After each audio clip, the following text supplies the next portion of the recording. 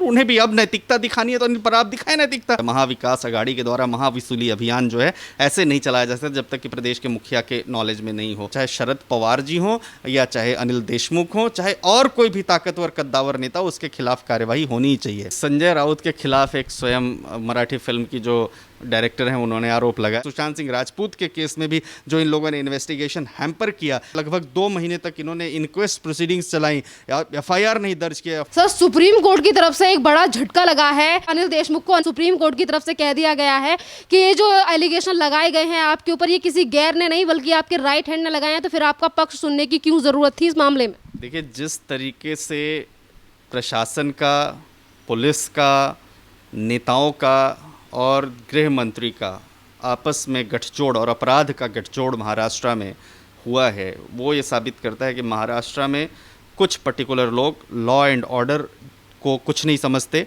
और वसूली, गुंडागर्दी, मारपीट, धमकाना, एक्सप्लोसिव्स लेकर के जाना और वसूली करना, उसमें संलिप्त हैं। एक ऐसा मामला है जिसने पूरे देश को एक अलग प्लेटफॉर्म पर लाकर खड़ा कर दिया है कि जो कस्टोडियन है पुलिस का, जो पुलिस का इंचार्ज है, जो पुलिस का होम मिनिस्टर है, वही जो है प्रेशराइज़ करता है अपने मातहतों को कि 100 करोड़ रुपए एक महीने की वसूली होनी चाहिए। यानी आपको उस 100 करोड़ रुपए को पाने के लिए, क्योंकि ये इलीगल मनी है, लीगल तो जो लोग दे रहे हैं, वेंडर्स जो टैक्स पे कर रहे हैं, लाइसेंस फी दे रहे हैं, वो दे ही रहे हैं, वो इलीगल मनी किसी भी तरह से, चाहे क्राइम करके मिले, अपराध करके मिले, डरा धमका के मिले, लोगों को फॉल्स केस में फंसा कर मिले या अवैध काम करके मिले, उन्हें चाहिए। तो इसमें जो खुलासे हुए, पहले सचिन वाजे ने जो अंबानी के खिलाफ, जो देश के इंडस्ट्रियलिस्ट हैं, उनके घर के बाहर एक्सप्लोसिव से बड़ी भरी जो गाड़ी मिली, वहाँ से ये सारा वाकया शुरू हुआ। उसके बाद मनसुख हिरेन की हत्या हो जाती है अचानक से। फिर मनसुख हिरेन के बाद सचिन वाजे का एकदम से नाम निकल करके आता है और ऐसा लगता है कि सचिन वाजे ही टॉप कॉप हैं। वो अपने अधिकारियों से भी इस तरह से बात करते हैं, इस जुबान से, बदजुबान से, क्योंकि उनके पीछे पावर सेंटर इन्वॉल्व होता है।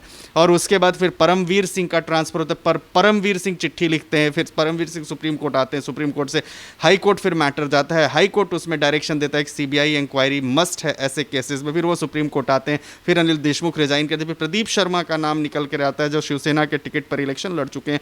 तो एक के बाद एक जो एक खुलासे हो रहे हैं और 100 करोड़ का जो महीने का टारगेट दिया जाता है सिर्फ मुंबई से, वो ये साबित करता है कि वहाँ पर लॉ एंड ऑर्डर की क्या स्थिति है। और बिना सरकार की मंशा के, बिना महाविकास अघाड़ी के घटकों की मंशा के, बिना पुलिस की संलिप्तता से के, और बिना होम मिनिस्टर के, और बिना सरकार के और पावरफुल लोगों की मर्जी के ये चीज़ें नहीं हो सकती। तो मैं ये समझता हूँ कि ऐसी परिस्थितियों में जो लॉ एंड ऑर्डर ख़राब कर रहे हैं उन लोगों के खिलाफ सीबीआई इंक्वायरी हो और जो परपेटर्स हैं इस क्राइम के, उनके खिलाफ एक्शन हो, ताकि देश में जो संविधान की शपथ लेते हैं, जो चुन करके आते हैं, जो जनता की सेवा की बात करते हैं, जो विधानसभा में जाते हैं, विधानसभा में जा करके वो कॉन्स्टिट्यूशन की शपथ लेते हैं, वो जनता के लिए काम करेंगे, डेमोक्रेसी है देश में, वो लोग जो है इस तरह करने से घटेंगे। उन्हें भ्रष्टाचार का और आतंक का जो माहौल ऐसे लोगों ने तैयार किया, उनके खिलाफ कार्यवाही होनी ही चाहिए। एक तरफ अभी आपने सीबीआई का जिक्र किया, सीबीआई के जिस तरीके से अभी बॉम्बे हाई कोर्ट ने कह दिया था कि इस सारे मामले में जो एलिगेशन लगाए थे परमवीर सिंह ने, इस सारे मामले में सीबीआई की जांच होनी चाहिए। उसके तुरंत बाद ही परमवीर सिंह की जो एलिगेशन लगाए थे उसको लेकर अनिल देशमुख इस्तीफा दे देते हैं और ये कहते हैं कि नैतिकता के आधार पर मैंने ये इस्तीफा दिया। और उसके बाद सुप्रीम कोर्ट जाना और ये कहना कि मेरा पक्ष नहीं सुना गया, तो फिर सीबीआई से इतना डर क्यों है सरकार को और ये होम मिनिस्टर, जो अभी होम मिनिस्टर थे पहले, यानी कि अनिल देशमुख को? अनिल देशमुख ये उसी नैतिकता की दुहाई दे रहे हैं जिस नैतिकता के तहत देश के एक नागरिक को, जो अर्णव गोस्वामी हैं, उनको कि वो कोर्ट ना जाए या कोर्ट उस मामले में इंटरफेयर ना करे, विधानसभा में प्रस्ताव पारित करते हैं। तो नैतिकता की बात करते हैं, कॉन्स्टिट्यूशन की बात करते हैं। मैं समझता हूँ ये नैतिकता नहीं है, अनैतिकता है। दूसरा, वो नैतिकता की बात तो तब होती कि जिस दिन सचिन वाजे अरेस्ट हुआ और सचिन वाजे का और अनिल देशमुख का नेक्सस निकल करके आया, 100 करोड़ रुपए के व्हाट्सएप चैट्स उजागर हुए। और उसके बाद अनैतिकता की बात तो तब होती जैसे ही मुंबई पुलिस के टॉप कॉप ने, परमवीर सिंह ने आरोप लगाया था कि 100 करोड़ रुपए वसूली की बात आती है, चीफ मिनिस्टर को लेटर लिखा था, उस समय अगर रिजाइन करते तो नैतिकता की बात भी करते। उस समय तक बैठे रहना और तो नैतिकता की नैतिकता तब आती जब वो तुरंत एलिगेशन लगते ही एक्शन लेते। जब सचिन वाजे ने 100 करोड़ रुपए का जो आरोप लगाया, उस आरोप की जांच तक के लिए, जब तक जांच हो तब तक के लिए पद पर नहीं बैठते, क्योंकि जब वो खुद ही संविधान के कॉन्स्टिट्यूशनल पोस्ट होल्ड करते हुए अगर गृह मंत्री मंत्री होते हुए अगर जांच करवाते तो जांच जो है उनके खिलाफ निश्चित तौर पर कोई नहीं कर सकता था।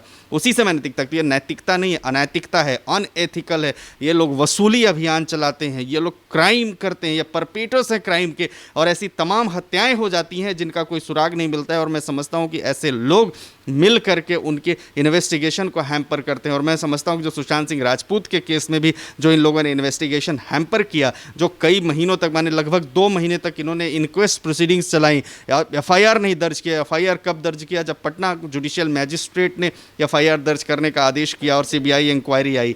तो मैं समझता हूं कि ये नैतिकता जैसी कोई बात नहीं है, अनैतिकता है। और ऐसे अनैतिक लोगों को कॉन्स्टिट्यूशनल पोस्ट पर बने रहने का कोई अधिकार नहीं है। देश संविधान से चलता है, देश कानून से चलता है, और ये जो चुने हुए नेता हैं, ये प्रतिनिधि हैं, वो देश के लिए, संविधान के लिए जो है इनकी प्रतिबद्धता होती है। लेकिन वो उस तरह से ना करके ये देश के लोगों के साथ खिलवाड़ करें, टैक्स पेयर्स की मनी के ऊपर ये सारे ऐशो आराम करते हैं और लोगों को मरवाते हैं। तो अनिल देशमुख जैसे लोगों को सजा दे करके एक एग्जाम्पल सेट होना चाहिए देश में कि अपराधी कितना भी बड़ा हो, उसका गठजोड़ एक्सपोज होगा और कॉन्स्टिट्यूशन और जो है अपने हिसाब से काम कर रहे हैं। मैं बधाई देता हूँ सुप्रीम कोर्ट ने इस मामले में एक्शन लिया।